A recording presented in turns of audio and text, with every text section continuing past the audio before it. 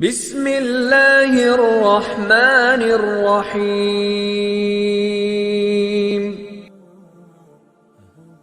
Fridge تفسیر۔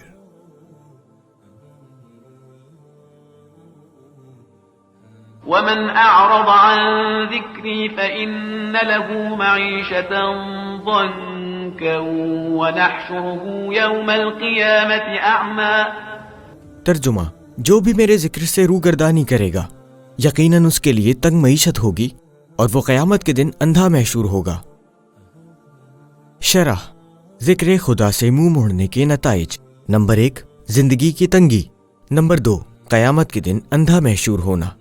دنیا کی زندگی میں تنگی سے مراد یہ ہے کہ انسان کے پاس جو کچھ ہوتا ہے وہ اس سے راضی نہیں ہوتا، اور جو کچھ اس کے پاس نہیں ہے اس کی خواہش کرتا ہے، جس کا نتیجہ یہ ہوتا ہے کہ وہ اس دنیا میں اپنی زندگی سے خوش اور مطمئن نہیں ہوتا اور ہمیشہ تنگی محسوس کرتا ہے اور دنیا کی چیزوں سے اپنے دل کو وابستہ رکھتا ہے۔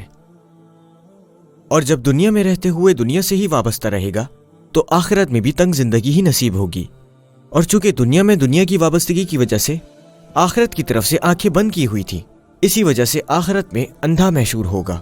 دنیا اور آخرت کی زندگی کی تنگی اور روز قیامت نابینا محشور ہونے سے بچنے کے لیے راہ نجات۔ ذکر۔ اگر اس آیت میں ذکر سے مراد یاد خدا ہے تو تنگ زندگی اور آخرت کے نابینا پن سے بچنے کے لیے ہمیشہ اللہ تعالیٰ کی یاد میں رہنا انسان کے لیے نجات کا ذریعہ بن سکتا ہے، اور اگر ذکر سے مراد قرآن مجید ہے تو قرآنی تعلیمات پر غور و فکر کرنا انسان کی نجات کا ذریعہ بنے گا۔ روایت: